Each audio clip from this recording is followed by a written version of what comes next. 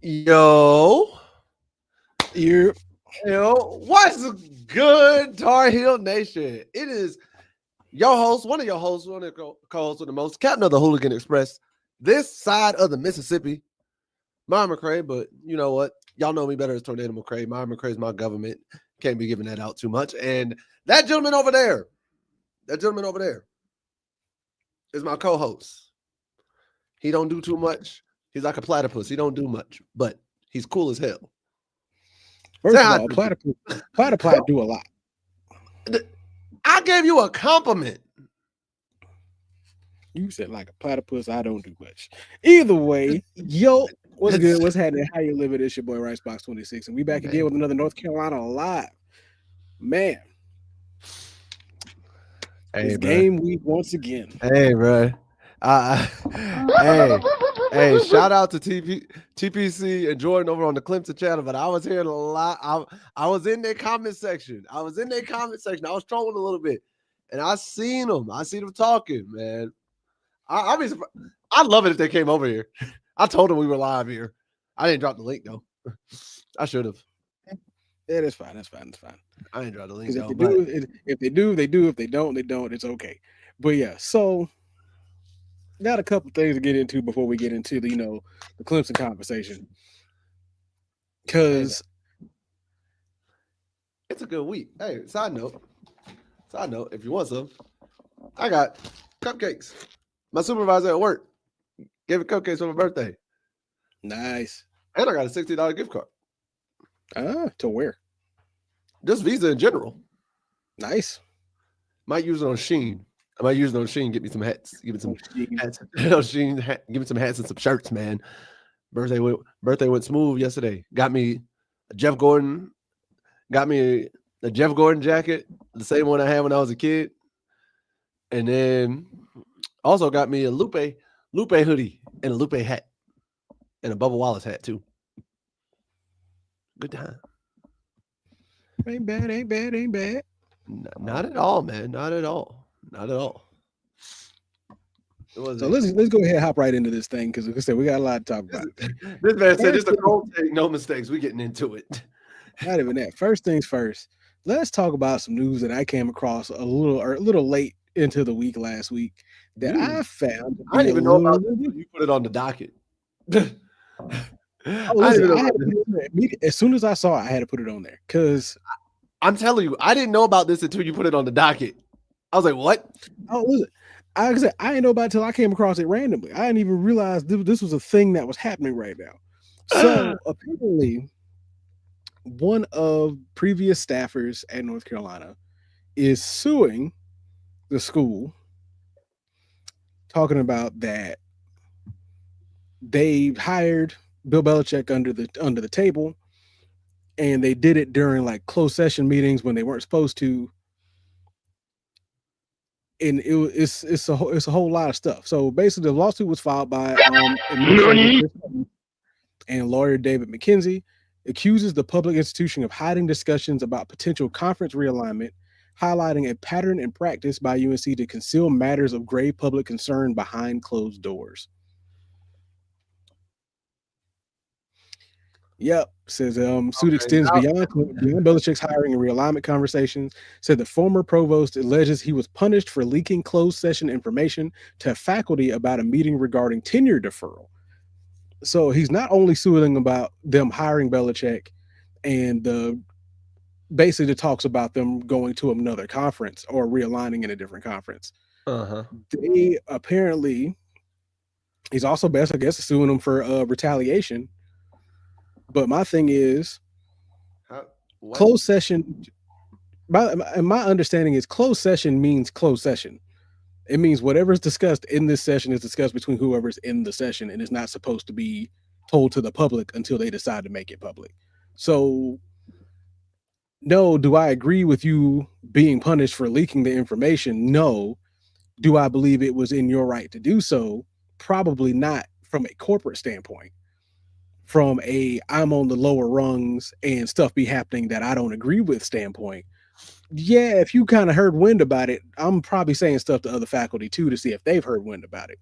Because if I'm hearing things, clearly somebody else has. So let me get this straight. To resign, and whether or not by his own accord, he did so effective May 16th. So somebody on the staff is mad because the talk of Bill Belichick being hired was in a closed door session meeting and he didn't know about it? No. So what he's saying is that basically 3 occurrences regarding the athletic department were alleged in the lawsuit. Conversations that Clemens believes reflect a systemic misuse of closed sessions to hide policy debates from public view. So in other words, he's saying that they were using these closed session meetings to make big changes that affect the public or the entire organization, and they were using the closed discussions to hide this information from the public. And I'm like, I'm not entirely sure exactly how to feel about that, because it's like, okay, board of trustees and certain higher ups have closed session meetings all the time to discuss policy changes, so on and so forth. And then when the changes have been agreed upon, they normally get told to the rest of the public once everything's agreed upon and set in stone. It happens all the time. Even where I currently work, they do the same thing. If they do a policy change, we find out about the policy change after basically the chain of command is informed of the policy changes. My thing We're is normally not in those meetings, so I'm not entirely sure exactly what you're trying to say. My thing is this, and it doesn't make sense to me, because unless the information that was discussed is supposed to be, and there's written documentation that's saying that information must only be discussed in public, like that can't be discussed in a closed door or a private meeting, I don't see how you're making this argument in this lawsuit. Because the previous institution I used to, so the college I graduated from, there was bylaws in there, because we had a right to be mad and upset over a certain hiring that we had before I graduated, because we had bylaws that stated that they couldn't do what they did, but they did it anyway. So I don't know what their bylaws are at UNC or anything of that nature. So if they have policy or bylaws stating that certain policy changes and so on so have to be discussed with the entirety of the faculty, or at least discussed in front of them, then yeah, this is an issue. Because he's talking about one of the marquee accusation details an emergency meeting called on the board on December 24th, in which they signed off on Belichick's hiring in a closed session. The suit contends that there was no proper subject to discuss in a closed session, as a compensation package and entire hiring was already public. Said the lawsuit also purports a closed-door conversation on November 2023 surrounding the university's ACC commitment and the comparison between potential financial outcomes with the SEC or Big Ten membership. The UNC board revisited the subject in a closed session in May 2024, according to the suit, where they debated conference realignment strategy and alignment in athletic department finances. Each episode follows the same pattern, the complaint reads. The board invokes a statutory exemption, enters closed session, and then discusses broad policy or budget matters that must be debated publicly. The board compounds these violations by maintaining inadequate general accounts that prevent public understanding of what transpired. And the UNC Board of Trustees Chairman Michael Turner vehemently denied Clemens' allegations, telling Front Office Sports that the former administrator claims are disappointing and inaccurate, not to mention a waste of taxpayer dollars for which this former officer of the university shows no regard. They love to throw that out there. They love to throw the taxpayer dollar angle out there every time. So apparently there are certain statutes when it comes down to making broad policy and budget discussions that have to be debated in public. So so if that's the case, public have to be, so if that's the case, that's what they're arguing. Then you have it. There's where it is. If that's the case, and whatever was discussed in that meeting falls under that, then you have a lawsuit. Yeah, and then that's why I was saying that don't make sense unless there's something written down, documentation that says, "Hey, yo, we can only discuss this in public. We can't." That on top of that, and then they're saying that the recording of the meetings themselves don't have enough detail in them to allow the public to understand exactly what happened in the meetings. So they're basically saying it's just it's giving you the bare minimum general information that you can't exactly understand what is actually even transpiring or what you're even talking about. They're giving you the skim. They're like, we told you publicly, even though they didn't tell you, even though they ain't telling you what fully they did in the full plan. Hey, I'll let you know, bro. Like I told you what we was doing. That's what the problem sounds like. It is really. It's like you're having meetings in places that you're not supposed to have these meetings, or you're having meetings in ways you're not supposed to. And when you do have the meeting, you're not recording the information correctly. Side note, I had a joke because of this whole headline.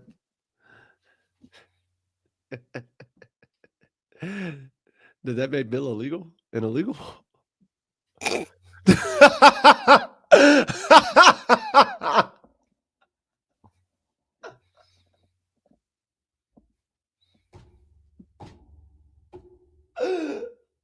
I'm sorry. You can't let what? Okay. So you come on now. Don't sit there and not laugh. You know you as well.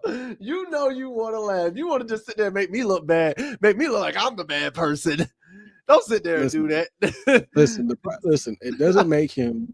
It doesn't make him an illegal. It makes him undocumented.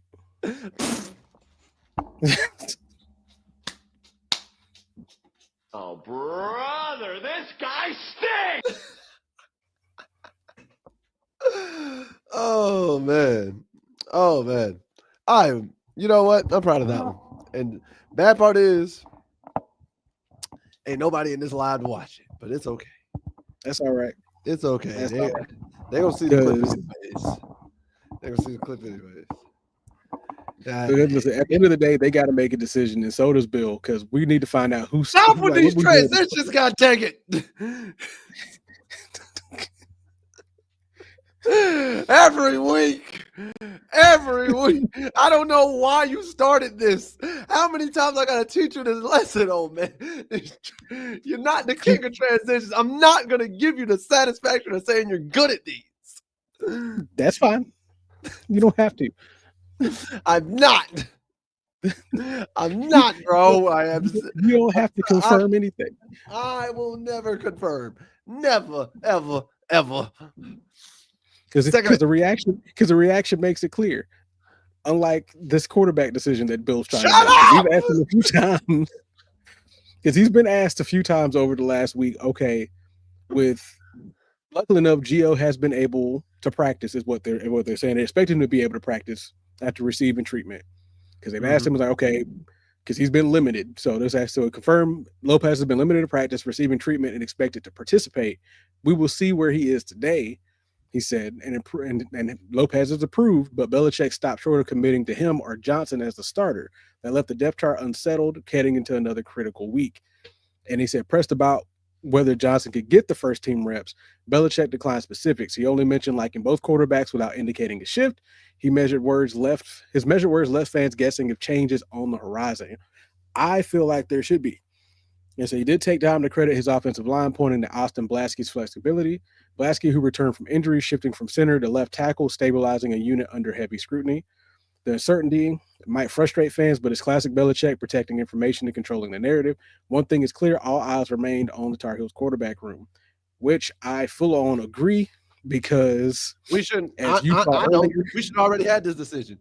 Clear the air. We should have already had this decision, bro. Oh no, I'm talking about the end of that. Like, all eyes remaining on the quarterback room. I agree with that. Like, we should have had this decision. What are we talking about here? I'm sorry. I'm standing it. We should start Max Johnson. I'm not saying Gio can't do it, but you want to get us off the snide. We got this road to this ACC. Y'all crazy as it's kept, and we talked about it last week. UNC can still make the ACC title game.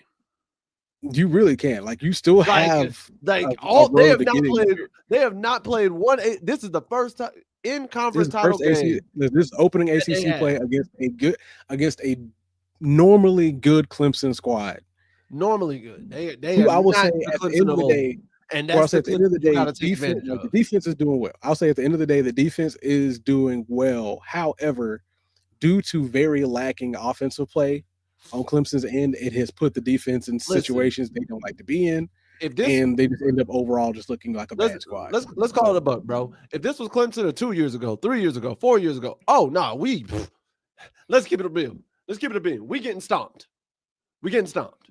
You know what I mean? Even if this was the Week 5 Clemson team from last year, we'd be getting stomped. However, because the way Clemson looking right now, this is the Clemson team you can beat. This is the team. This is the team. Like, if you want to beat Clemson and get on the right side, this is the team. This is the version of Clemson you can beat. And we got home field. Yeah, because between the very lame play calling, underperforming at the quarterback position, because I'm not going to sit here and say it at all. That running back room is solid. Oh yeah, the offensive line, at least running wise, is solid. So it comes down to, okay, who is going to out throw the other? Because North Carolina and Clemson both have running back rooms that make sense. Damon June is starting to come on strong over the last couple of weeks. Hey, listen, I said it in the Clemson Live over there. I'll say it here. I don't care how you feel, bro. I don't care what you say. Listen. Dang, I forgot what I said anyways. You know what? It'll come back to me in 3 seconds. It'll come back to me in 3 seconds. Watch. It'll come back to me in 3 seconds. That man was about to puff his chest out for a good 3 seconds.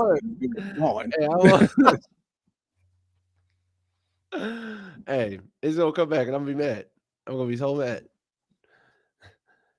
But overall, we know when it comes down to quarterback play and whatnot, we have not had great quarterback play. No, both teams have had. Here's the thing, bro. Cade's worst game outbeats our best game as a team. No, I don't doubt that. Like, I looked at the stats, bro. I was about to say something in the Clemson chat. Not even gonna lie to y'all, because I gotta go troll a little bit. I was about to say something about Cade. I said, you know what? Let me take 2 seconds. Let me take an extra 2 seconds. Step back. He could tell you. I was talking to him when I did it. I said, let me take an extra 2 seconds. He was about to be like that. Listen. And then I looked at Cade's stat line. Cade's worst stat line was 195. Our best as a team is 172. As a team so far. So I proceeded to step back, press the delete button, and erase all Cade Klubnik mission from said comment. Because let's even be real. So even being real based off of what we know now. Because between both of these teams, and this article says it best, like Chapelboro.com said it best, stoppable force versus stoppable force. Oh, there it is. There it is, because they were talking about stopping the run. I said, stop the run, have fun. I said, stop the run, have some fun, soak in the sun, Damon June for 6. There it is. I told you I was going to get it. So, it says, and quote, Saturday's game will be a meeting of 2 of the worst offenses in the nation. UNC and Clemson ranked 15th and 17th respectively in the ACC in scoring offense, with the Tigers being the only team in the league averaging fewer than 20 points per game. The Tigers are slightly better in total offense, as their 365 total yards per game still far outpaces UNC's paltry 263. Comfortably the worst in the league. Neither team is particularly efficient through the air. Clemson 12th in the ACC, UNC 17th, or on the ground, Clemson 11th, UNC 12th. Both teams are also dreadful on third down attempts. Clemson converts 36% of its third downs, 101st in the FBS, while UNC sits at 34.7, which is 107th. So at the end of the day, like, these are this is bad versus bad. It is. Like, I'm gonna be objective, bro. This is bad versus bad. Because really, at the end of the day, it's gonna be it's who's gonna be less disappointing. You know what it's gonna come down to? It's gonna come down to one or two things. Either A, who makes that turnover, that key turnover? Because you know what's gonna happen. Or B, who just does not execute? Like, who executes worse after? And this is based off what we already do standardly. Who executes worse? And the simple fact who's of going the to come matter, out flatter? the simple fact of the matter that Clemson has the lowest points per game. Is that what you said? In the ACC? Yes. Only team in the league averaging less than. Oh no. As bad as we have, wait, so you mean to tell me, as bad as we are, we average more points per game than Clemson? We average at least 20. Yo. So yeah. and they even pointed out Klubnik's struggles this season, because last year he threw 36 touchdowns to 6 interceptions, and through 4 games this year he's almost equaled his interceptions from last year, and is throwing at a career worst 60% completion percentage. Oh no. So he's regressing. So he's regressing, and people are wondering, people have been calling for them to replace Klubnik with whoever else is on the squad, because they don't think he's going to be able to do it. Does Klubnik have one more year, or is he going out the draft this year? I think this is his senior year. I was about to say, I thought this was a senior year, so it don't even matter. You might as well just let him finish it out, see what happens. Unless he just starts doing so bad that you have to go ahead and get the next dude ready for next season. Oh, yeah, in my opinion, I'm going to say it like this. At the end of the day, with the quarterback decision on our end, you might as well start Max Johnson, because at the end of the day, clearly Geno can't push the ball downfield. He's been off target. He's a little too antsy in the pocket. It's just not happening. And on top of that, with him being hurt, you might as well give Max the opportunity. If he's doing that, and not only that, Freddie Kitchens doesn't know how to call plays for him. Let's keep it. Freddie Kitchens is. So let's go ahead and speak on the offensive coordinators from both squads at this point. You've been waiting.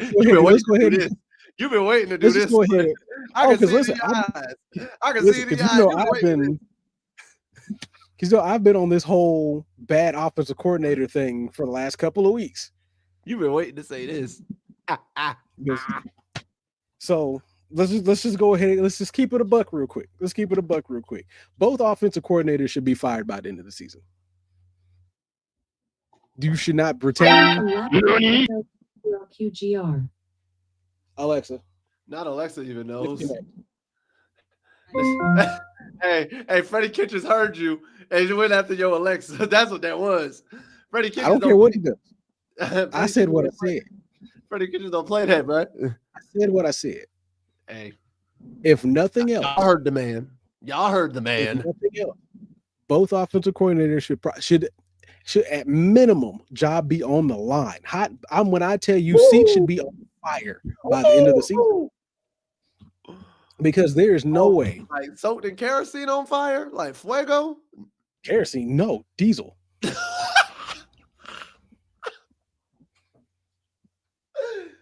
Is diesel more flammable?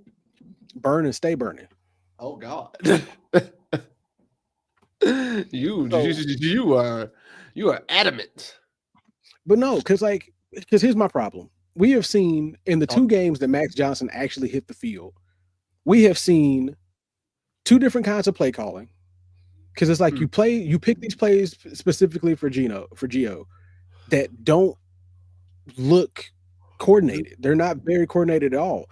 Then on Clemson's side of things, you don't make play calls based off a situation. You make play calls because this is what I wrote on a script, and I'm going to follow the script to a T.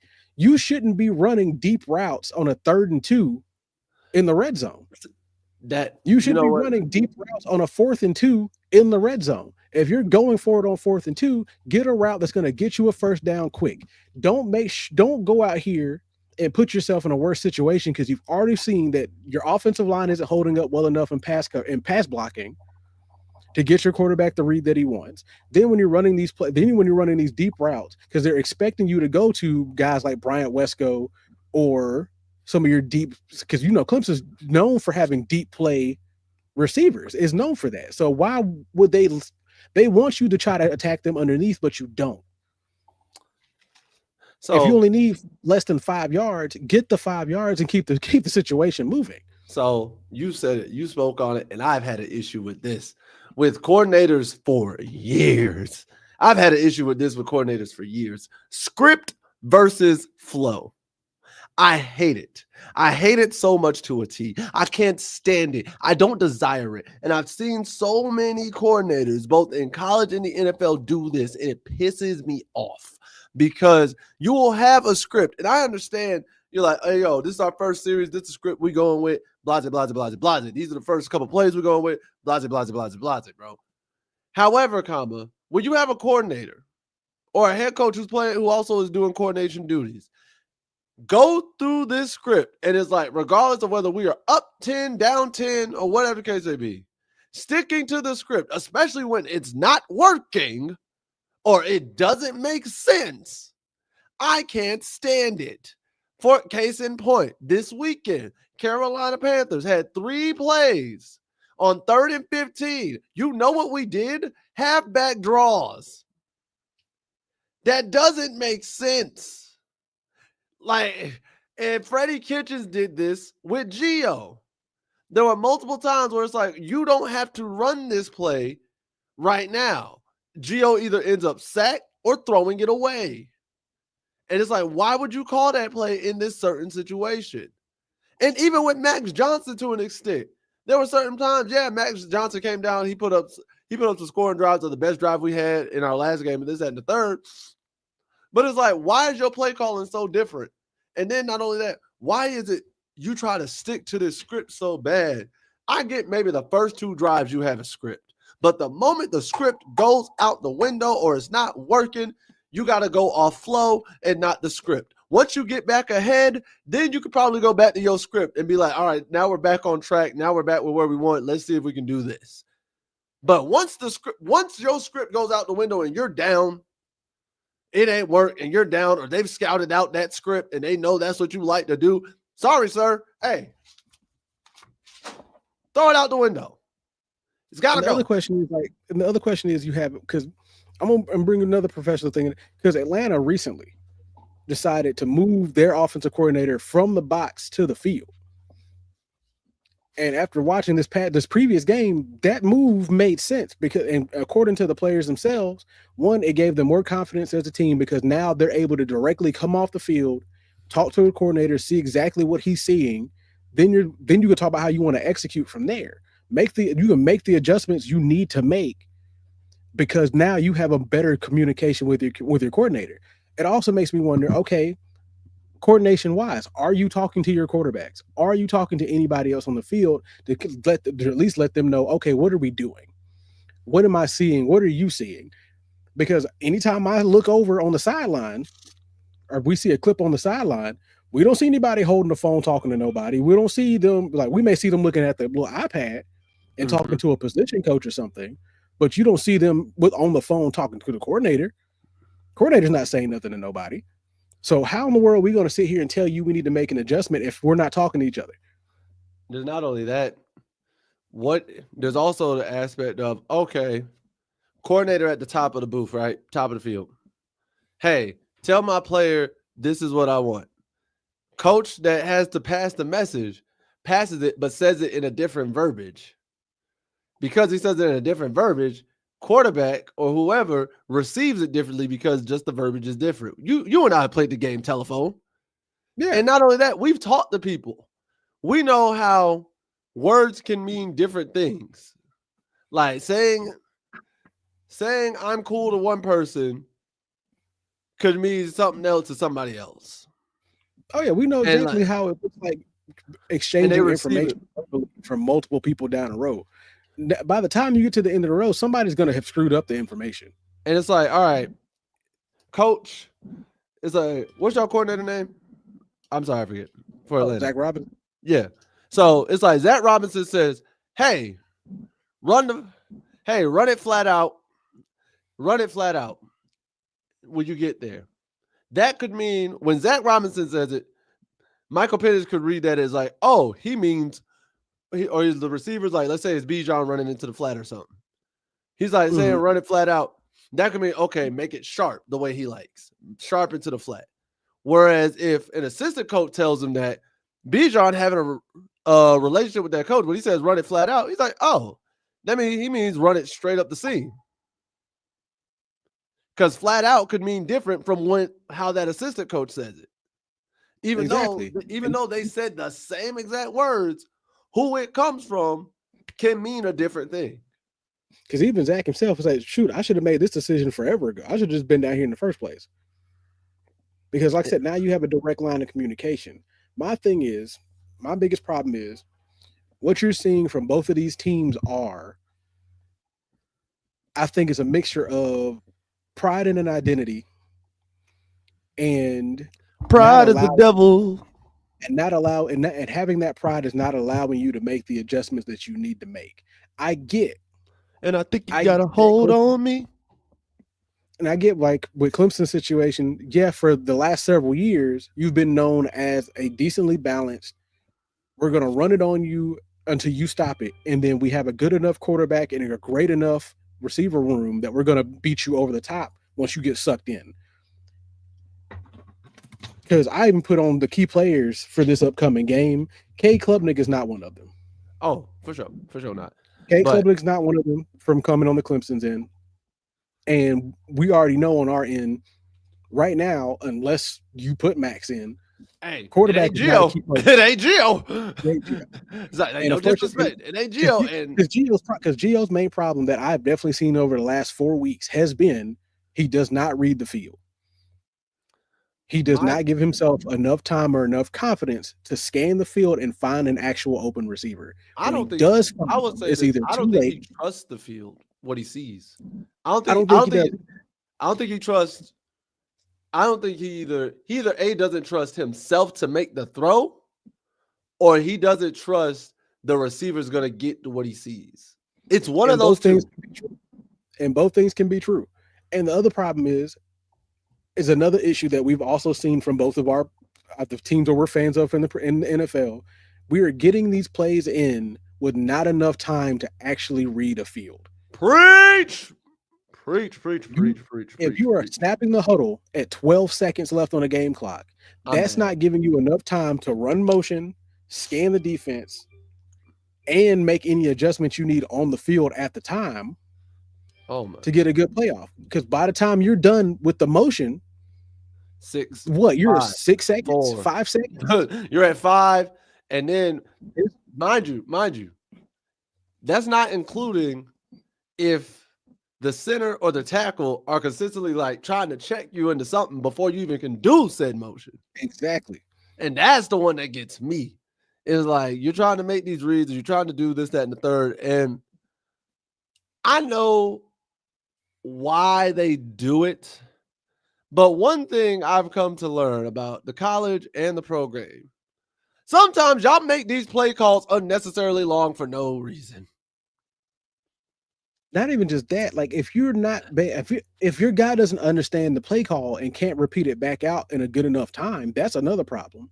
2, if you're taking so long to try to give them the play, or let's say in Atlanta's case, Atlanta recently has been having headset issues to where quarterback's not able to even hear the play call right off the bat. So it's taking an extra 10, 15 seconds off the clock just to get the play told into the huddle. My thing is this: I've always felt like you should have, and I know it doesn't work all the time, but more times than not, you should have 3 options. You should when it comes to play calling. After you call a play, the very next play, you should have 3 options. The option for if the play went right, an option in your head for if the play went wrong, and an option that you're always comfortable to go with regardless. Like if you can't decide between the 2, you have a comfortable option you can always go back to. And you could just immediately be like, all right, hey, you know what? This is what we always do. We know we execute this well. Let's try and get it back. Because there have been times where it's just like, you have this play and you're sitting there overthinking, trying to call the right play, and you're scrambling. And in that moment, I'm like, bro, if you ain't got a play ready for the negative loss or the positive game, just immediately already have a play you know you can go to. And you like one of your bread and butter, your core plays. And get that play out quick. I don't like it. And I honestly blame a lot of this on coordinators. There's no reason, especially if the play clock starts at 25, 30, sometimes even 40, 35, 40 seconds. There's no reason it should take you half of the play clock to pick a play ready to go. Here's my thing. And let's say play's over and you're making a substitution. Send the play in with the sub. That part. Send the play in with the sub, especially if you know that sub is coming out immediately after you're subbing them in. Immediately make it like high school. Make it just like high school. Hey, you send in a sub, he got the play. Tell him the play, send it in, have him tell the quarterback, you rerun that to everybody else, you get to the line, you run the play. There should be no reason a sub comes in and you still see a quarterback doing this, trying to hear a play call. Because they don't know. I would say this. We're supremely lucky at this point that this game is not in Clemson. If you're having play call problems like that, then you won't be able to hear them in Death Valley. It's not happening. Even though Clemson is bad, Death Valley can be rocking. Now, I will say this. We might have been lucky because Clemson might have looked at UNC on the schedule and said, man, it's UNC. We ain't got to pull up. So Death Valley ain't going to be as packed as, say, when they play South Carolina or SEC school. You know what I mean? I mean, yeah, so Death Valley might not have been as packed. But you were not lying. When Death Valley is packed, especially on we're lucky this game is at 12 too. Had this been a Saturday night prime time? Oh, bro. Woo! Oh, bro. Woo! That would have been. That stadium's packed. That stadium is packed. But I'm gonna say this. Because we got to get to the preview and moving forward too. So our colleagues on the Clemson channel, TPC and Jordan, and I want y'all to see this. I hope y'all see this. I heard them. They said the final score. Your ESPN is going off. I don't know what you do. It's not mine. It's that one back there. Oh, she on fantasy. What are you doing? She must be making a lot of moves on fantasy. Fantasy hockey. Okay. What? She doing fantasy hockey. Just know we can hear your notification. No. I mean, no, but still. We just thought it was funny. I thought it was we'll be all right. Whatever. But they both said their final score prediction, 9-6 in favor of Clemson. Mind you, Clemson has a 13-point spread on us heading into this game. So they go at 9-6 in favor of Clemson. I feel like that's respect. For us. Or they just know it's really bad. All of that, I don't disagree. That's the saddest part about all of it. I do not disagree. I'm going 17-14. It's still a 3-point game. I was going 15-12. Yeah, it's still a 3-point game. Neither one's putting up over 20. I know that. Yeah, I'm going 17. At the end of the day, because it's basically at the end of the day, it goes just like, and they said the same thing. If North Carolina can stop Clemson running the ball, it forces Klubnik to beat you over the top. And Dixon's going to be running with Wesco, who's their top receiver. Mm-hmm. So you're going to have to beat them on the other side of the field. And that's really it. Like it basically comes down to which team is going to force the other to outpass them, because that's how it's going to work. If either team can force the other to have to beat them through the air, normally that's going to be who's going to win this game. Because like I said, and bringing down to just key players, Adam Randall, who has been a major piece to that offense this season. Because most of the time, that team doesn't start rolling until he starts rolling. Who, Randall? Oh yeah, if Randall doesn't start getting going, that Clemson offense is dead. And it is a slow burn from there.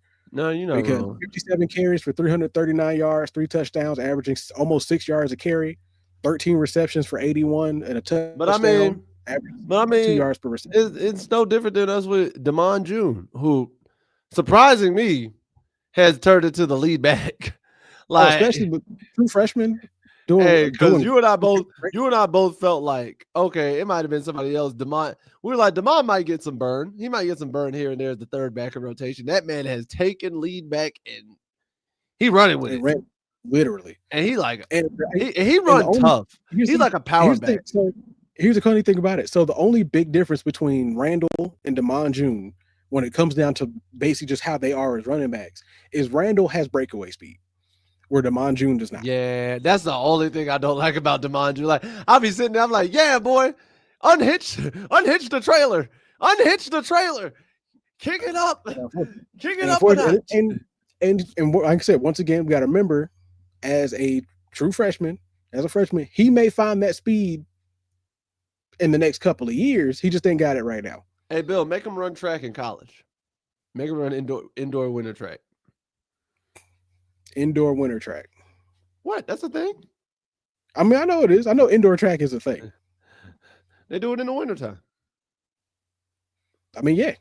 I'm about to say, like, I may not have ran track, but I do know it is a thing. No, so I'm not saying it in the sense of you don't know what you talk about. That's not what I'm saying. The way you say you're like indoor winter track. Oh, it sounds like you said indoor winter track. Okay. No, it's just the way that it's set out. I'm like, huh. That's a lot of words. I'm just saying because indoor track also, I've also seen meets of indoor track in the summer before. Oh yeah, I said they run track pretty much all year long. That's why I said winter track, because like that way he's there for spring practice, spring training. He can do in the fall, and then you want him to get some extra work. Hey, if North Carolina gets sent home early, send him to winter track. You know, sent home early. Look, if North Carolina does bad, we're playing in December in a random bowl game, in the Pinstripe Bowl or something. Because we're gonna talk about it plainly offensively wise. Like, just Caleb Klubnik has thrown over 500 yards more than our entire team. Even if we added them together, it's still almost 3. It's still a whole 3-yard game better. I was about to say, like I said, Caleb Klubnik's worst game was 195. Our best as a team is 172. Running back wise, we've been outgained running back wise by about 78 yards. At least I ain't like Aguilar. Yes, it's been about an 83-yard difference. With now, Damon June is also gaining 7.6 yards per carry by comparison. He also has two touchdowns less, but we're not going to really count that too much. Now, because we had struggles in the pass game, comparatively, our leading receiver, Jordan Shipp, only has 193 yards receiving compared to Bryant Wesco Jr.'s 389. Because, and I'm going to backtrack a little bit. So with Randall, his biggest strength that I've seen so far is, a strength yet a weakness is that he doesn't particularly show up until the second half. That's fine. They don't normally he'll come in. And guess what? Go up by 20 by the halftime. Hey, it's too late. Just put on cruise control. That's the problem though. That's where I'm calling this a strength on top of that. It's literally, so far as I've seen this season, as soon as the third quarter starts, whatever their first possession come the third quarter, he tends to break off a big run or a major play that gets Clemson rolling and starts bringing Clemson back into games. Because that's how they almost beat Georgia Tech a couple of weeks ago. Here's the reason why Georgia Tech had that's a weakness. Same thing with Troy. You can't always wait till the second half to do that. Like I said, that's why I also say it's a weakness, is because it takes you to the second half to do this. But when he does it, Clemson, it seems like Clemson as a team wakes up. And moving on to Bryant Wesco, 24 receptions, 389 yards, 5 touchdowns, averaging 16.2 yards a catch. strength I've seen from him has been he's a very good route runner and he makes clutch plays. To have 5 touchdowns in 4 games is big time. It's big. That's good numbers, especially on only 24 receptions. Okay, so that means that makes it impressive because that means 1 every 5 catches is a touchdown. Just about. No, that's literally over 1. That's literally 1 over 1.5. That's like 1 point. I'd say like 1.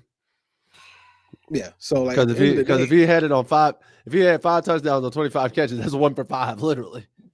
I mean, he's averaging almost 2 touchdowns a game at this point. So it's like route running and big playability is a major strength for him. Now, swapping over onto the defensive end, most people would think I would have brought up their leading tackle Wood, or however you pronounce his name. You would think I'd bring him up with him being the leading tackler. However, the two biggest bright spots I think on that defense is Ronan Hannafin at safety, 31 total tackles, 22 solos, 9 assists, 2 pass breakups, and an interception. He's very good at play recognition. He attacks the ball as soon as he sees it. That's why he's actually one of the top tacklers on the defense at this point. I think that's an issue. Oh, of course it is. Like, I'm not saying based off the numbers, he seems like he's a strong safety who plays in the box, who can come downhill, right? Actually, he plays more back than he does in the box. That's even worse. When he is one of your best tacklers, and he's not the strong safety, if he's more the free roaming safety, and he's making these tackles and doing this, that, and the third, that means you are letting people get to the second and third level too often. Because he's their second leading tackler. Yeah. That's actually, and that's Clemson's best guy, right? That's boding well for us. That bodes well for Demond Jr. Their best guy is Avion Terrell. Yeah. AJ Terrell's little brother. That's their best guy. I heard Terrell. So I get that. I'm just saying, with your 22 total tackles. Oh, yeah. So it'll be a Hannafin is their second leading tackler. Besides the fact that your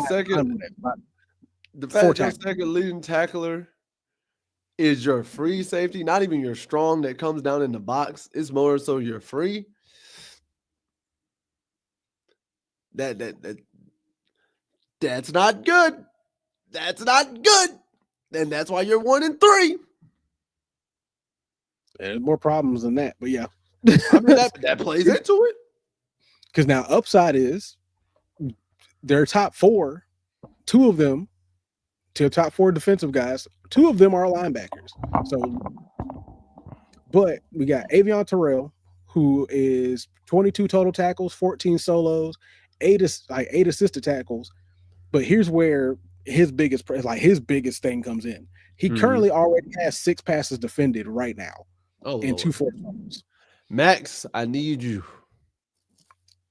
Terrell is very good in man coverage and play recognition, and anytime you see him as a defender, very small windows. Unless you are rocketing him in and placing a ball literally where he cannot get to it, there's a very good chance that if you throw a ball in his direction, it's getting batted down, if not intercepted. Whew. So it is very hard to throw on Terrell, and he showed it game after game after game. So it's not one of those things that he's unproven or untested, because he's been tested a good bit, and it's been very unsuccessful. So those are my key players to watch on the Clemson end of the game. You already know my second guys coming off on our side. Yep. Demond June, Jordan Shipp, and both of our linebackers at Johnson and Kamari House. I was about to say, I need always guys to look after. I need our DB to step up. Honorable mention is Thaddeus Dixon. I need Dixon to step up. I need a great showing out of Dixon. Because luckily, because nice enough, between Dixon and Allen, they have 6 passes defended between the 2 of them. Thaddeus Dixon is just showing up a lot better.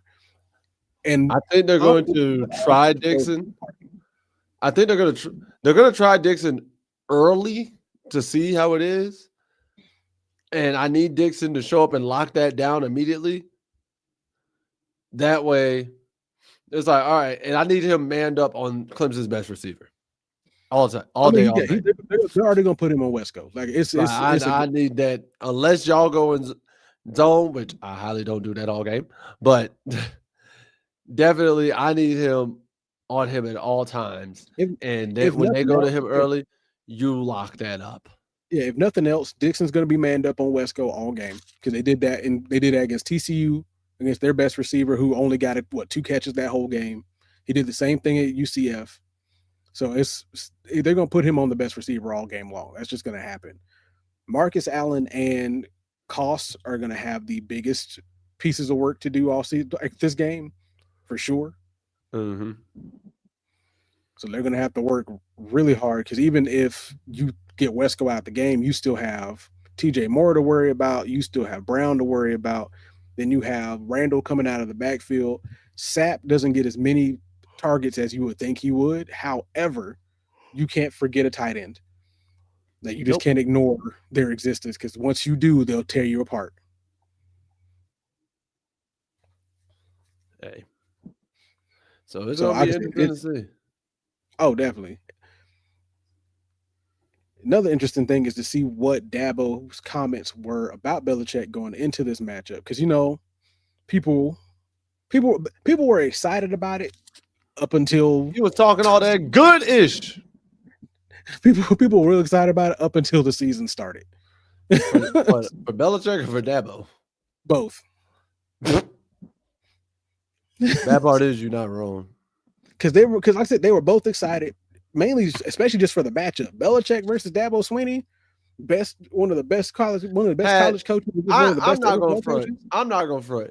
Had Belichick and Dabo both been undefeated by this game, this would have been College Game Day's game of the week, and they would have changed the time. Oh yeah, it would have been hype. It would have been super hype. Like even Belichick said, they would have. I promise you, they would have changed the game. It either would have became like the 3 o'clock game of the week or like the Saturday night primetime game. Oh yeah, they would have made this a big deal. Like Belichick, sure. Dabo, both undefeated, coming into this would have been a primetime game. Because even Dabo says tough challenge this week. Excited about it. It's been a while since we've been up there. And he was recalling the last visit to Chapel Hill 6 years early in 2019 and how the Tigers won by stopping North Carolina on a game-winning 2-point attempt with 1:17 left for a 20-21 victory. So it was a tough game, came down to the last play, and I know it will be a tough game this time. He also says that here's what else Dabo said about Clemson's Week 6 opponent. Let's see here. So North Carolina is playing ACC opener against winless in his winless against Power 4 competition, been outscored 82-23. Nevertheless, Swinney said Tar Heels are starting to figure out who they are. They're 2-2. I think for them a lot of change. Obviously, a lot of change with their staff. Had a bunch of guys come in January and in May, so now they're playing some games and starting to figure out who they are. They've had some change at quarterback. A couple of different guys have been playing there. Obviously, Gio Lopez got hurt against Central Florida. They had an open date as well, so I'd be surprised if he doesn't play, but probably expect both of them to play, and they're very different, so that creates some challenges from a preparation standpoint. Swinney praised receiver Chris Culliver as a burner for UNC on offense and singled out Jordan Shipp, Kobe Paysauer, and Jarvis Green as top threats at wide receiver as well. They've got skill outside. They've got some kids that can really run. I mean, really, really run. All those guys are doing a good job with them. I'm really impressed with the backs. Receiver Caleb Hood's been around for a while, but this kid Damon June, he's been impressive, and he's really come on for them. He's a downhill runner, physical. They're big up front, really big in the trenches, and a lot of RPOs built into their system. A lot of play action, what I call climb routes with deep receivers, etc. So they do a good job as far as how they put it together schematically to challenge you. They know what they're doing, but again, I think they're still growing into their identity of who they're doing it with because they've had some changes at quarterback on a couple of occasions for them. Jesus, Dabo, this is a long quote, my boy. Like, and also Thinker said UNC can't make Cade look like a Heisman contender. That's a big fact. They better not. I can't. If all of a sudden they say this is why Cade Klubnik belongs in the Heisman, I'm gonna be mad. I'm gonna be mad, bro. I'll be like, no. But You know, it said Dabo on challenges UNC defense. UNC defense presents to Clemson. He went and said like they're strong. You don't see ends typically as big as Vilbert for them of 280 pounds, 200 plus 80 pounds. It's a good football player. Bojo Day has got some twitch and skill to him and is thick inside. Andrew Simpson is leading them with explosive plays at linebacker, and then they've got a couple of experienced guys in the secondary. And he went to go ahead and mention Thaddeus Dixon after that.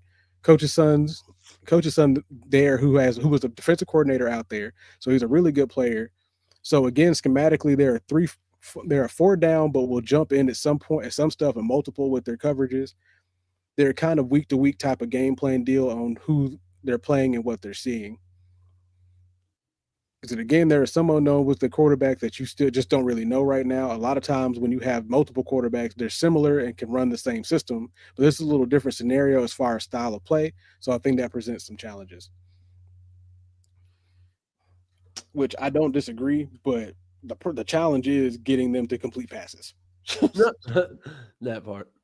So, and I agree with the Chris Culliver thing. Like, I'm glad Chris Culliver is starting to come on as a legitimate threat. And coming on because we finally completed passes with Max. Because he got somebody reading the field. Somebody's actually reading. I don't even like I've said it before. Reading is essential, but also calling the right plays for the right personnel is essential. Definitely. You got to make, because I understand, because once again, you can't really make that excuse of, oh, we got 70 new guys. I get it. I get it. Means? But Memphis is making it work with 70 new players. Not even that. You know what that means? Y'all chose to do that. So. Well, you know, in some cases, the decision was made for them in a little bit of those cases. Hey, said, I'm gone. All right, that's it. Because Chris Culliver is averaging 20 yards a catch. Hey, throw it up to Chris. Green's coming on at 14.7 and Ship at 14.8. He's throwing that out there. Trust Chris, trust Chris, just like Lombardi says, trust the process. Listen, and on top of that, Jack Johnson, Max's little brother, he's coming on strong too. That was the best. I'm mad you didn't give my transition no love on that. Oh my God. We got Justin Culliver. I said trust it. I said throw it up there and trust Chris the same way Lombardi says trust the process. That was so smooth. I give you props on that. It was a good one. Yeah, I wasn't even paying any attention to it. Oh my God! I worked hard. I will give you your props. I worked hard on that, guys. I really did. I was saving that one and everything. I worked on that all hard on that for about 30 minutes, for about 30 seconds, and then you was like, you know what? I like it. Went with it. And here we are. I did, and the gentleman didn't even acknowledge it until afterwards. I broke it out. He's like, "Oh dang, that does work." Yeah, it did. It was good. It was good. Oh man! So basically, tell them about the process. All right, man. So as we look at this, all right. So long story short, as we all know, Mike Lombardi, our GM, is telling us, "Hey, yo, everything looking bad right now. Everything is not looking the way. It's like it looks bad, but he emphasizes the trust in the process." So recently. What was it? Mike Lombardi outlined like the recruiting approach for Tar Heels and like honestly as they're navigating, you know, the transfer portal, the NIL and everything like that. And here's what he said. He's like, we're going to use high school recruiting as a cornerstone of this program. We're going to be active in the portal and those questions, but no team can live in the portal just like no team in the NFL can live in free agency. All right, it's kind of anything. So he followed it up. He's like, so everything we did in spring ended up being not really where we were because we were coaching players that ended up leaving and we had 70 new players. Wait, where is it? He's like, we want this 26 class to to have the ultimately be 2 classes so we can add some of the fill-in, some of the gaps that we had in the roster in terms of prior years. Then use the portal like you use free agency to fill the holes you have to fill. And overall, everybody says, well, if you don't win, you're going to lose recruits. He said, no, actually, their eyes get bigger because they want to play sooner. So that's really a good thing, and you just have to keep recruiting them. You two said Lombardi. Does he really know talent? Hey, listen. I'm just reading the man. I've never said Lombardi knows all the talent. I ain't say that. I really ain't say that. However, basically he's saying when it comes to recruiting thing, trust the process and trust the way they're doing it. Trust how they're going through with the portal. Trust how they're getting players here, and trust their process. Now, that is a double-edged sword, Mike. It is a double-edged sword. Because Philadelphia, yes, will tell you flat out. Facts. 6 is a 10. Like, y'all trusted Ben Simmons. Enough said. Y'all that was y'all first. Enough said. Y'all trusted Ben Simmons from the jump. That was stupid. Anywho, you're sitting there saying, trust the process and trust what you're doing, but a lot of fans make the righteous argument of, hey, yo, the way you're going about this, you're losing players. Case in point with Clemson, they didn't go into the portal enough, if we being honest. And they getting railroaded. And going into the portal too much, kind of like how UNC did, because like you made the point, a lot of players left once Mac left and Bill came in, and they just felt like this wasn't the system for them. So a lot of left, a lot of people came in, especially through the transfer portal. Mm-hmm. So you can't have a whole heavy set on one hand and a whole heavy set on the other, just because the way the NIL is shaped. But the biggest thing is going to be retaining cores. That's honestly the real point of all this is you can get the recruit, but can you get that kid to retain and stay and be a part of a core team for the next few years? Because the team who can do that, who can say, all right, in this one transfer portal, this one recruiting class, we pulled 5, 6 5-stars or 4-star recruits, 5 4-stars out of the portal, got both of them to commit to being here for the next 3. Not even going to say full 4. We'll just say next 3. Regardless of if they can make NIL money more anywhere else, getting these kids to commit to being together and building that's going to be the team that wins championships. Because, the first couple of teams, they're basically going to do it like free agency. Hey, yo, who pays the most money to go get the best players? Blase, blase, blase. But those teams aren't going to win sustained championships like that. They're not going to go back. They're not likely to go back to back like an old Bama or a Georgia or a Clemson or the USC and the Miamis and Nebraskas and so on and so forth of old, because that core is not going to be there. They're going to be there for their one and done and get up out of there. It's essentially going to look like how Michigan did. Michigan got their one championship in 23? And they ain't looked right. And they ain't looked right since. Now, I will say in Michigan's situation, a lot of their core players went to the draft after that. That is true. I will give them so in their situation, it's more like they're having to reload at this point. That is usually what happens for a lot of teams with that do get that core, because that used to happen a lot regardless. Like the team that managed to maintain and do well even after losing most of their core was always Bama, at least for the late 2000s through the 2010s. Because Bama was really good at loading up on talent on the forefront. Mm-hmm. But they would have that talent for 2, 3, 4 years. Yeah, because Nick Saban knew at this point. Because Nick Saban knew at this point, if I'm running a successful program at this point, I have to make sure I have 3, 4, or 5 guys ready to go. So I'm worried about Ship, and if offense continues to struggle, I doubt he stays. I mean, he made the decision to come back because he was going to leave. That was my thing. He made the decision to come back and still stayed.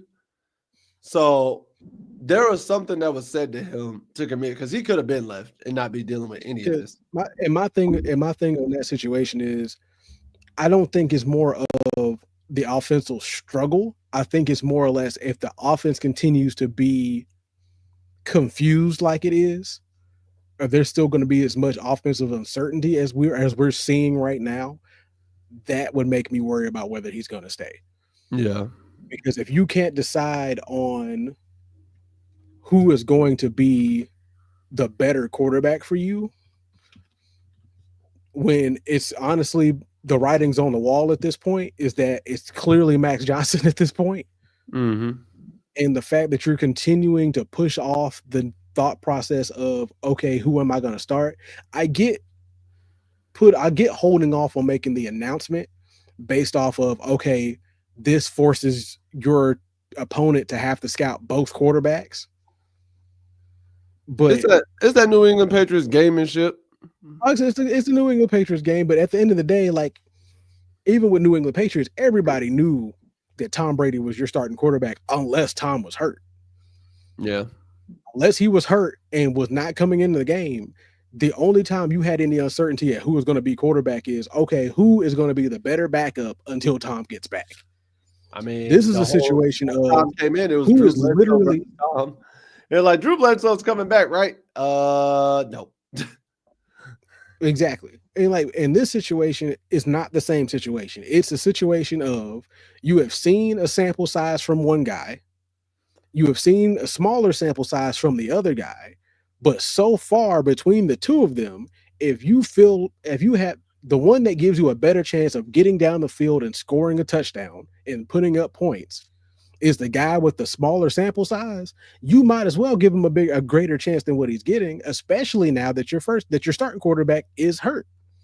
Like I said, if he's not progressed well enough to be on the field 100% come Saturday, which is in 4 days, if Gio is not 100% ready to go, do not force him on the field and let Max Johnson run the quarterback. Like I said, I say let Max play out all of October. And then if he looks worse, you give Gio the start once November kicks in. You give it back to Gio. That's at least 4 games. That's what I'm saying, because that'll be 4 games with Gio and 4 games with Max. I can't even count the Charlotte and the Richmond games, because at this point, the reason why I'm not, because at this point, you're running ACC teams now. You're not running out of conference games anymore. You need to see how well Max is going to do against two big opponents compared to Gio's time at 2 big opponents. Both games, both big opponent games that we've seen so far, Gio has been hurt in both. Yeah.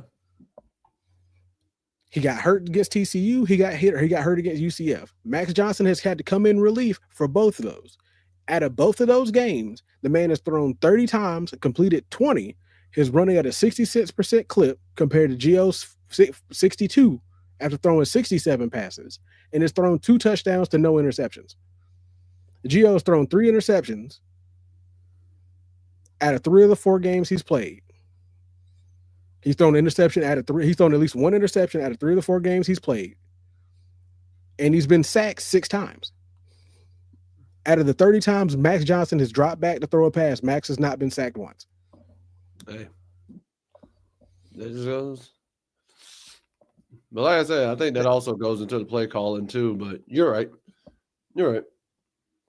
Because sometimes the certain play calls can make you more susceptible to being sacked. Very true. And like I said, and it's more like if you're gonna play call for Gio in a sense of let me showcase his athleticism, then legitimately call a play that showcases athleticism. Don't do these little play action or these late play action reads, whatever. BS play action reads. Yeah, don't do BS play action reads. Have him do a read option, a straight up read option, if you're gonna do that at best. Or have him rolling out with actual protection. The same thing Canales needs to keep doing with Bryce Young.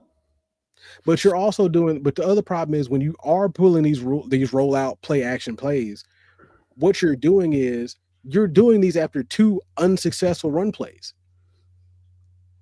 You have him doing rollouts on plays of sometimes negative yardage.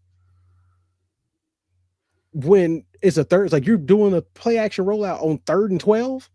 Why? They already know you're throwing. Just have him drop back and read the field. Yeah. Like, what is the point of having him roll out on a 3rd and 12 where they're already going to send pressure because they want him to get antsy and move. You got him out on the corner. He's not and there's a lot of occasions where he's not even reading the run lanes well. Nah.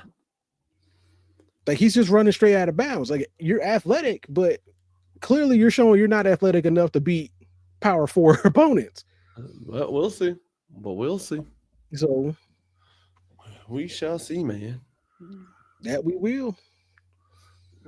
Because hopefully at some point we see some kind of success from them at some point. But the upside is at least Will Hardy's showing some kind of success getting these multiple award lists that he's on. I had another one for Will Hardy.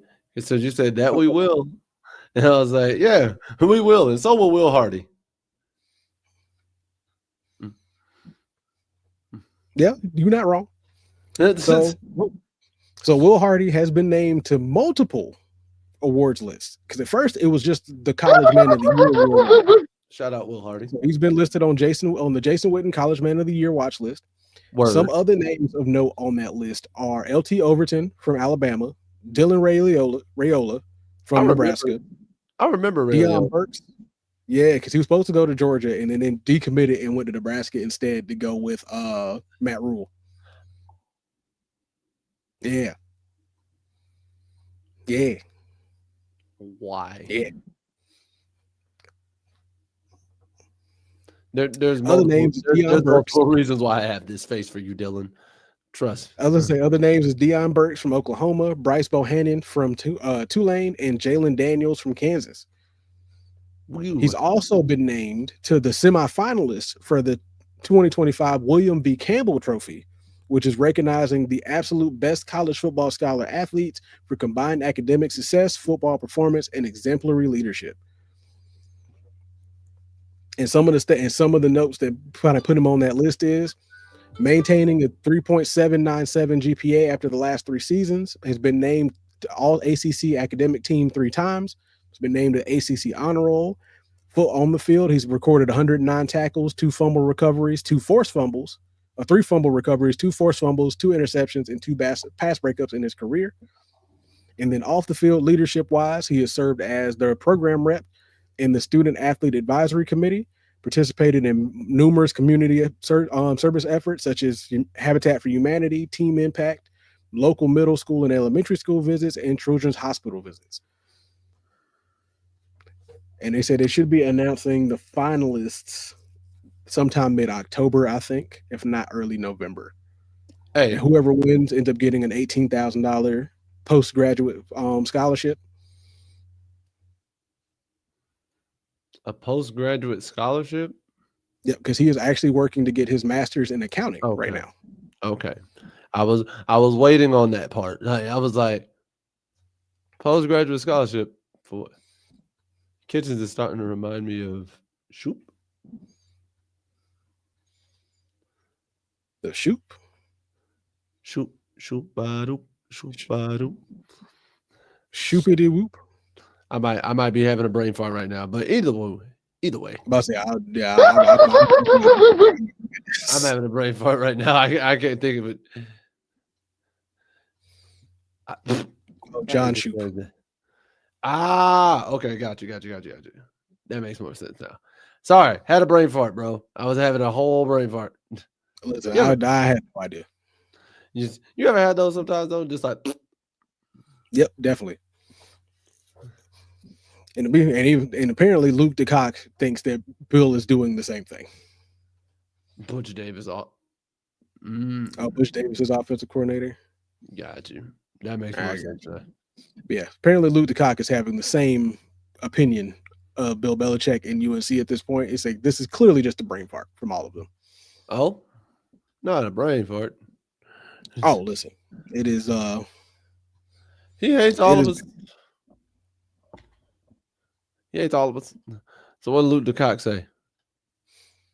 So let's see here. Starting off, he said, in 2 games against quality opponents under Belichick, the Tar Heels have been humiliated by TCU and UCF, and it is fair to wonder what the fuck at this point. Oh, Jesus Christ. He said, whatever the worst case scenario was when North Carolina's boosters concocted this silly plan, it looked an awful lot like this. They threw tens of millions at football merely to get owned on social media by the Big 12. At this point, it's becoming clear that even Belichick is the greatest football coach ever to walk the earth. He couldn't do much with this roster without Tom Brady and maybe even with him. Jesus. The players are trying. They showed it against Charlotte and Richmond, but there's only so much they can do. He said North Carolina general manager Mike Lombardi somehow spent 8 figures on a roster full of 70 new players that looks ripe to compete for a conference title in Conference USA. Like Butch Davis and John Blake. Belichick's biggest mistake may have been trusting Lombardi. Oh God, this man. Hey yo, he said that's not even hyperbole. That man he said that's not hyperbole. By the most accurate of Jeff Sagarin's computer ratings, North Carolina is the 4th best team in the Sun Belt, which is where their big money last season. Fourth best in the Sun Belt is wild. And even now, 4th best in the Sun Belt? All right. 4th best in the Sun Belt is wild, bro. The Tar Heels check in at 14th in the ACC ahead of only Cal, Stanford, and Wake Forest, all of whom, unfortunately for UNC, appear on their schedule later in the season. The good news, the Tar Heels would indeed be a clear number 1 in Conference USA when those boosters blathered about not wanting to sit at the kids' table in college football. That's exactly where the Tar Heels are dining now. Fine work. This man flat out said, "Oh, brother, this guy stinks." And that's really the conclusion that's emerging here. This isn't about Belichick or Lombardi or all their kids on the payroll or Belichick's significant other or all the money spent, although it certainly doesn't appear it has been spent wisely. It's about the people who enabled this mess in the first place. Bruh, my man's is mad. So from the politicians who insert themselves into the hiring process to the trustees who ran amok at the chancellor, who acceded to all of it, to the athletic director who tried to put a happy face on it and then quickly announced his impending departure, there's a broad cast of characters to blame. Belichick is embarrassing only himself, a first ballot tarnishing your legacy Hall of Famer. His choice, at least it pays well. But the power brokers are embarrassing not only themselves, but all of us, not just fans or graduates of UNC, but all North Carolina taxpayers. That man says, this right here is trash. He said, this is a dumpster fire waiting to turn nuclear. He said, they have taken the flagship university, quotes attributed to Tom O'Brien of the state, a once proud model of a modern public university, and made it a laughingstock.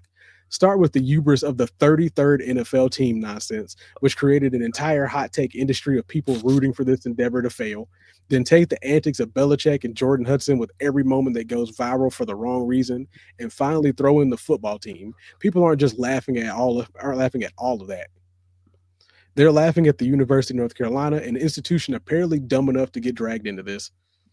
After the scandals of the 2010s and debunking of the myth of the Carolina way, do we really need to further debase an institution of higher learning that should purportedly benefit all the citizens of the state in a feckless pursuit of football glory that always seemed doomed to fail anyway?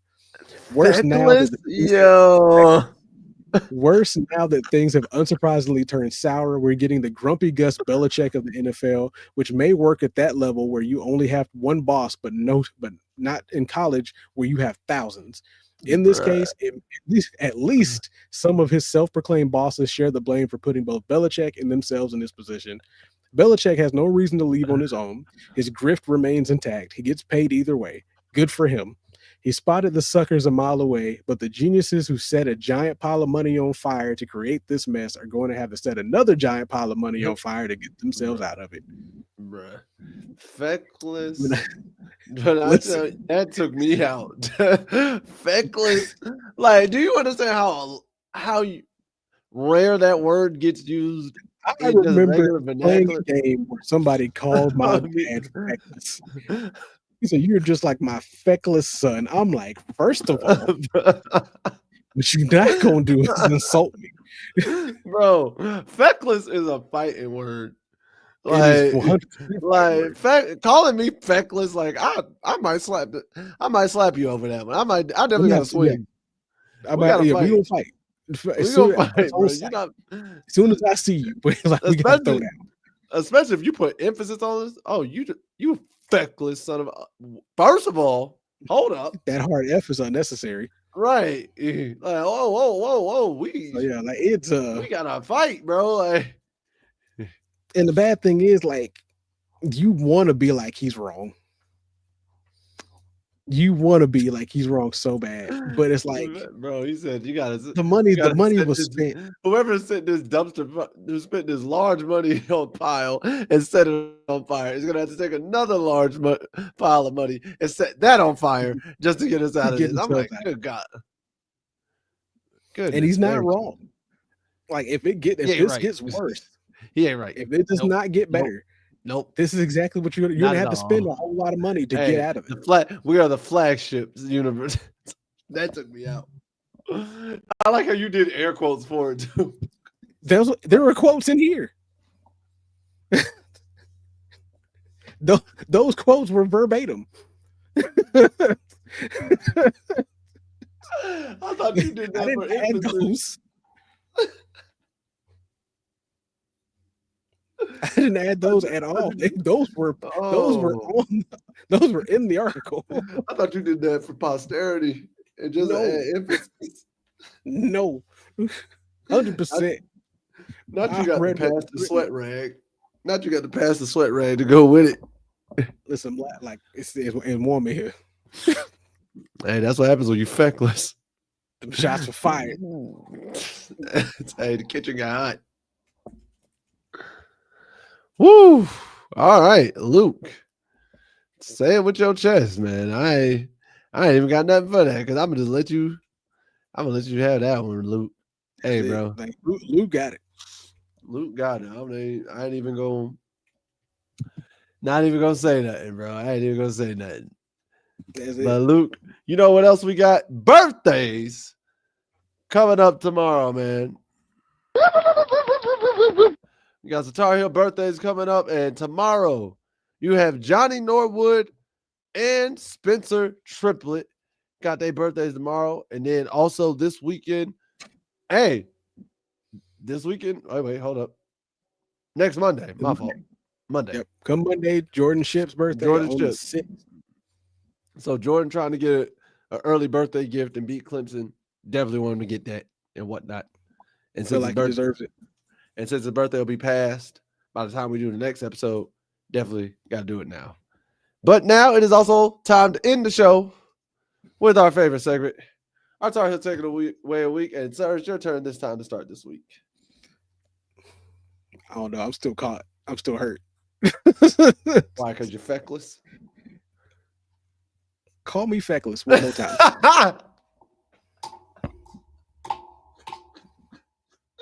We're gonna fight. We're gonna fight on the You're gonna keep throwing this word around. We're gonna fight on the cruise. We're gonna fight on. As soon as we touch down in Miami, I'll punch you in the chest. Oh man, funny episode. But take it away. Direct feckless to me one more time. I don't care if it's a joke or not. Less. Mm-hmm.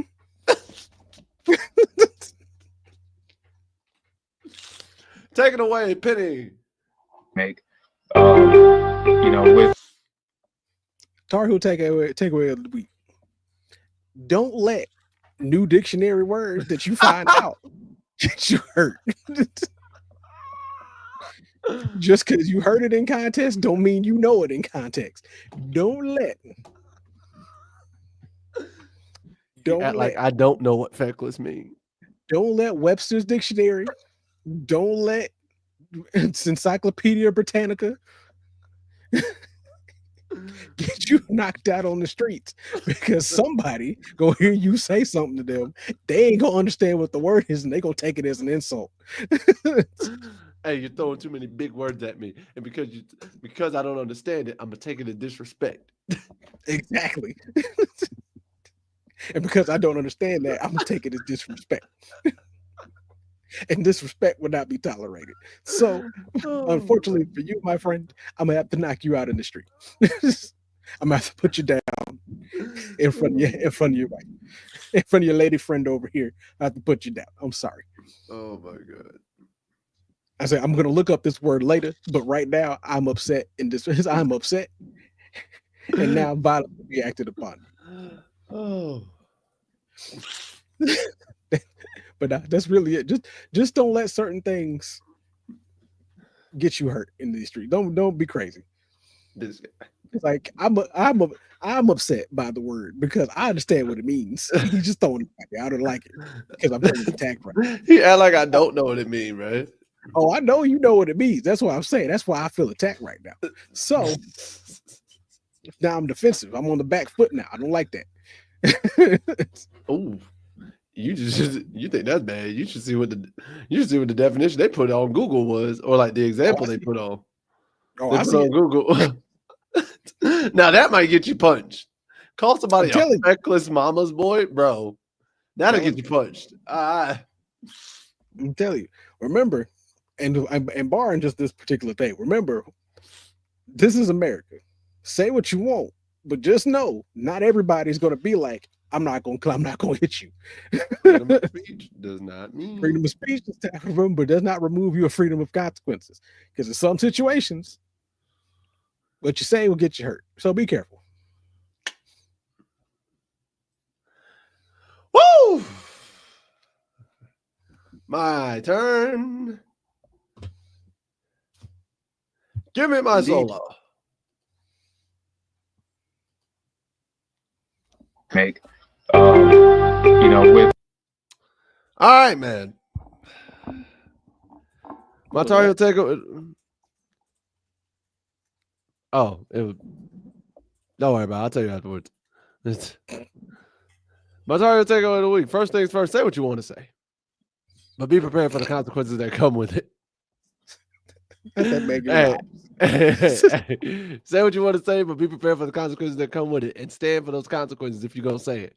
Don't back out. If you're going to do it, stand on whatever comes from it. But overall, man, appreciate life. Appreciate life. Appreciate how far you've come in life. Appreciate all you've done in life. Don't ever let anybody tell you that you haven't done enough because you're still living life, man. I'm 32 now. I'm 1 day old in the 32 kingdom. And looking on it, I easily could not have been here at many moments in my life. So as I look back on it, doing the things I'm doing, having fun with my best friend on here, creating content, living my life, seeing the places I've seen, doing the things I've done in my life up to this point, I can say it's kind of cool. Now I'm looking forward to what the next 32 have, and it's going to be a journey.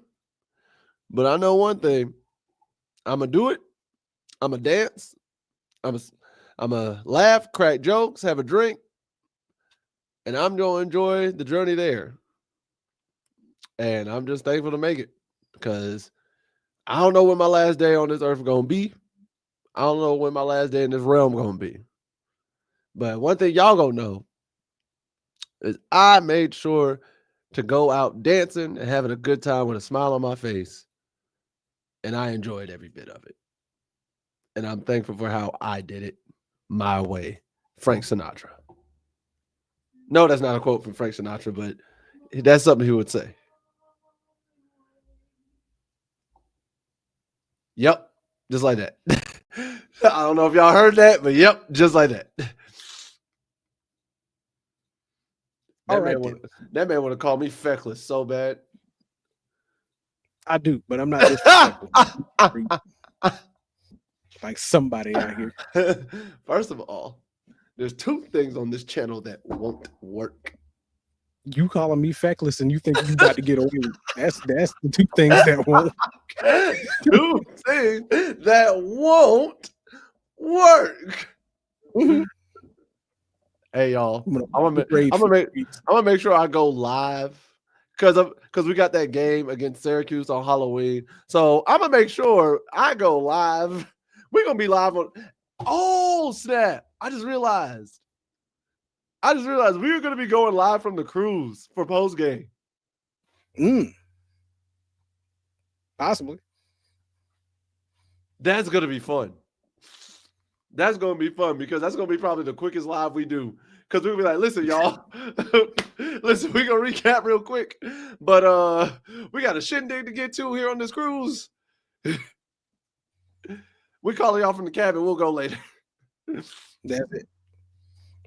But man, that's gonna be it for this week, y'all. Please be sure to join us every Tuesday, 9 p.m.